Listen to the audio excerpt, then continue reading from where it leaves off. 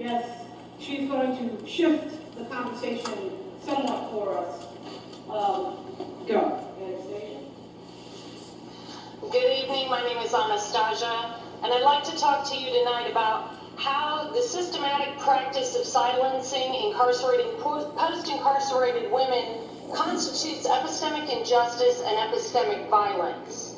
Epistemic injustice has been asserted by Miranda Fricker as a special kind of injustice that occurs when a hearer gives a speaker less credibility owing to prejudicial attributions of insincerity, irrationality, and incompetence. Epistemic violence is the use of law and language to marginalize or victimize specific people or groups. Incarcerated and post-incarcerated women's voices are silenced through a twofold prong of both credibility deficits, as Miranda Fricker has termed, and what's known as credibility excesses that Emmeline Davis has coined. What I'm talking about here is a structure of power and control. It is dealing with knowledge and voice as the difference between those who are knowers versus those who are knowable. So incarcerated and post-incarcerated women have been treated not as active epistemic agents and informants, but rather as mere sources of information, not as subjects, but as objects. I have reappropriated a term by Nicole Segal called the convict race. And what happens is that through the labeling of incarceration or the felony label, sort of an entire new race of individual has been created. And what happens is that that new race of personhood takes the lowest rung on the ladder of human hierarchy.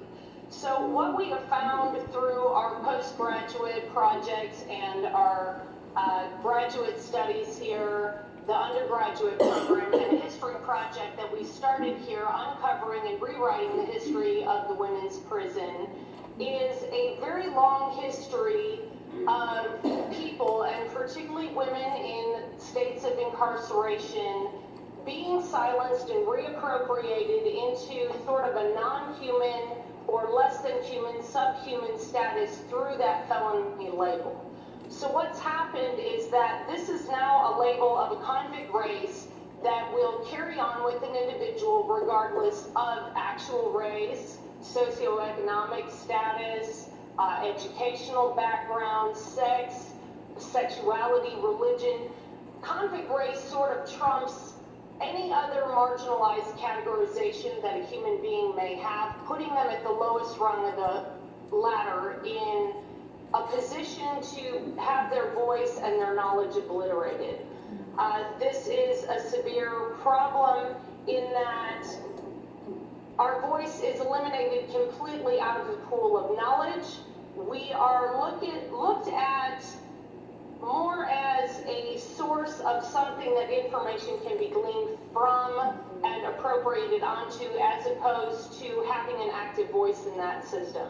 So what ends up happening as a result of this is violence on a myriad of levels, anywhere from actual physical violence to psychological violence to what we're talking about here is an epistemic injustice and that epistemic violence.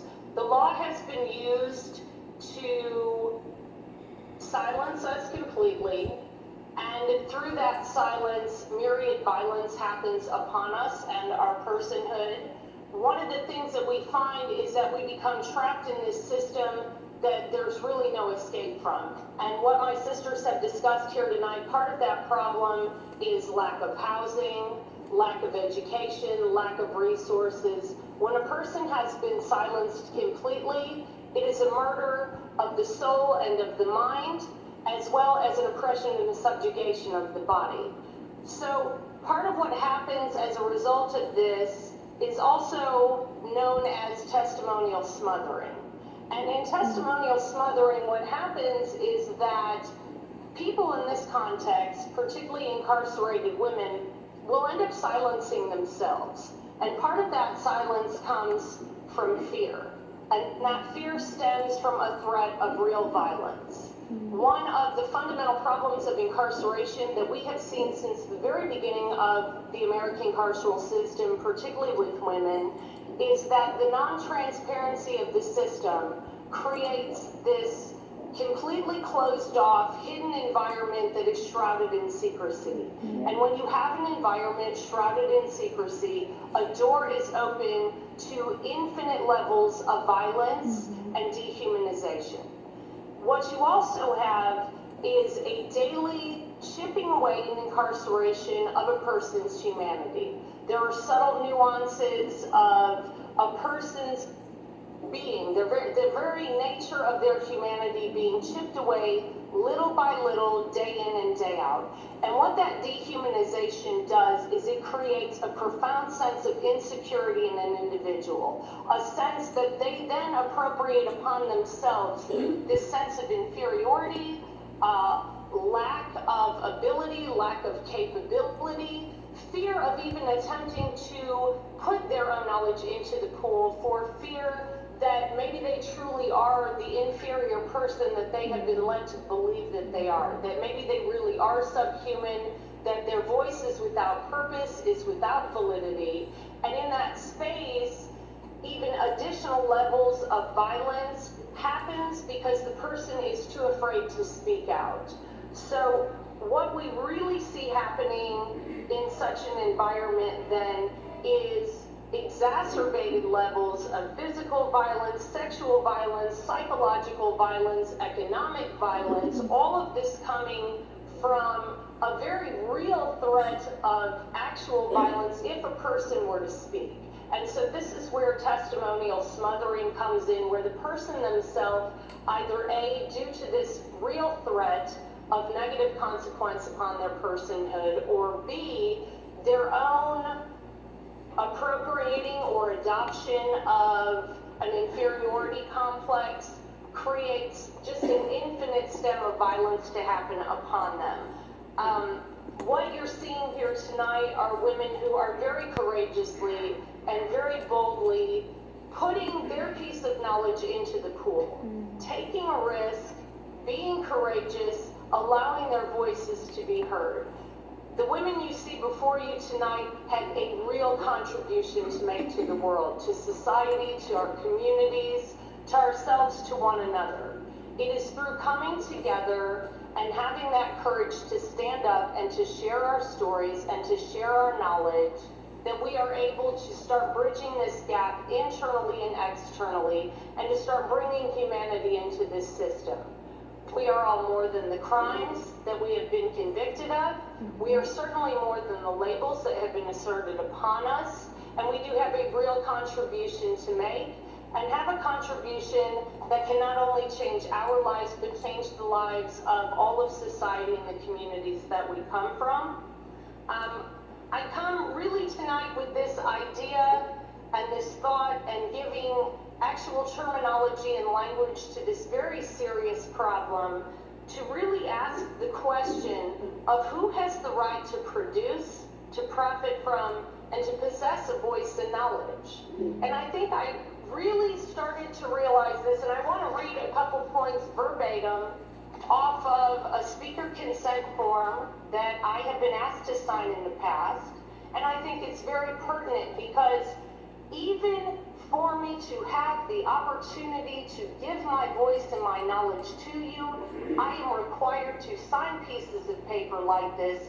And this is a prime example of what I'm talking about. And I'd just like to read 3 of those points off of this paper out of many. The first one, as a condition of publication and for no monetary compensation, we further request the non-exclusive right to whole or in part in any media, as part of any course book or any other publication produced by, and I'll leave the entity out.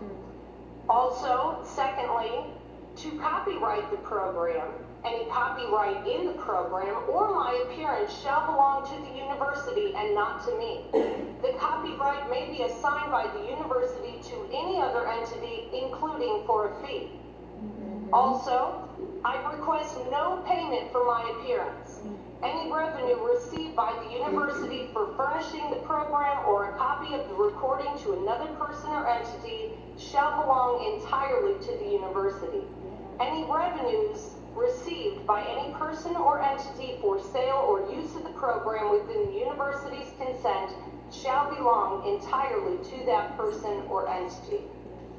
I share this with you as an example, one of many, of how incarcerated and formerly incarcerated are unfairly compensated for their knowledge.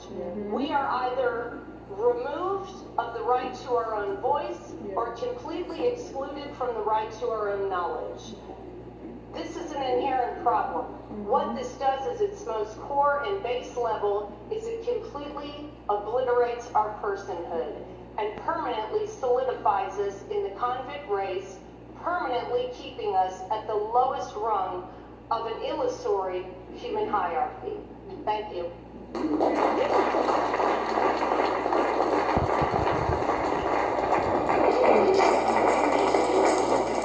There you have it. Real women, real voices. No more, nothing about us, without us. Thank you, ladies. You guys,